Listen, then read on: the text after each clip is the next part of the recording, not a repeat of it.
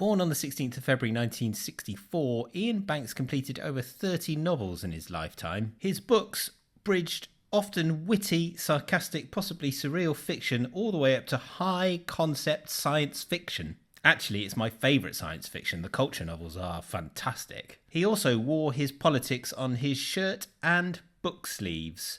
He was always quite an entertaining person to have in a place like, say, Cheltenham Literature Festival. His last book, The Quarry, is about a young man caring for his father before an aggressive cancer sends him down the Crow Road. Out at the end of their garden is a quarry with plans to swallow their house once the young man's father has died. The story focuses on a gathering of the father's friends, one last gathering, possibly one sort of midlife crisis, end-of-life crisis gathering where old rivalries are played out and old arguments are gone over.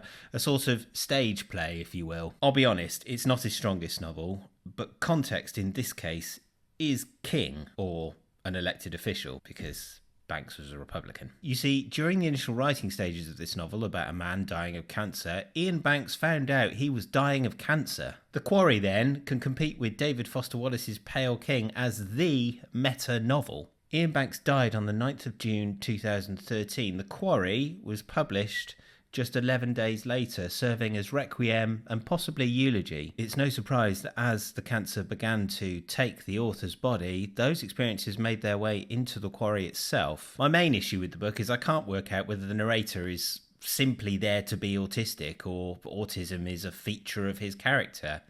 Either way, let me know in the comments if you've read this one. Of course, the last words go to the young man's father, Guy, as he channels his creator, Iain Banks, on his thoughts about the world that he and his creator are about to leave. I shall, Guy says from the screen, consider myself well rid of this island's pathetic, grovelling population of celebrity-obsessed, superficiality-fixated wankers. I shall not miss the institutionalised civility that is the worship of the royals, that bunch of useless, vapid, anti-intellectual pillocks, or the cringing respect accorded to the shitting out of value-bereft Ruritanian honours by the government of the fucking day, or the hounding of the poor and disabled, and the cosseting of the rich and privileged, or the imperially deluded belief that what we really need is a brace of aircraft-free aircraft carriers and upgraded nuclear weapons we're never going to fucking use, and which would condemn us forever in the eyes of the world if we ever fucking did. Not that we can anyway, because we can't fire the fucking things unless the Americans let us.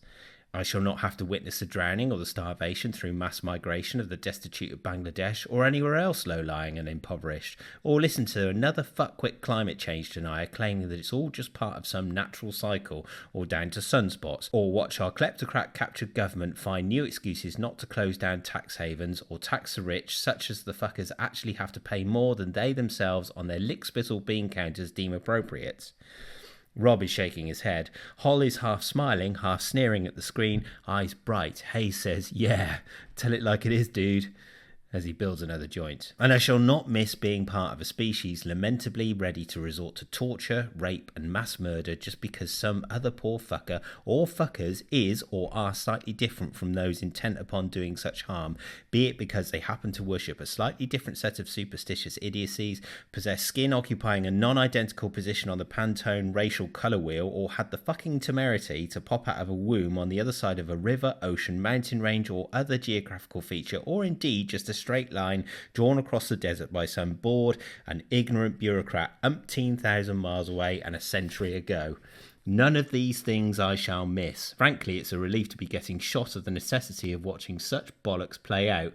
I would still rather have the choice, mark you, but as this would appear to be being denied to me, I am making the best of a bad job and looking on the bright side. I shall be free at last of that nagging, persistent sensation that I am, for the most part, surrounded by fucking idiots.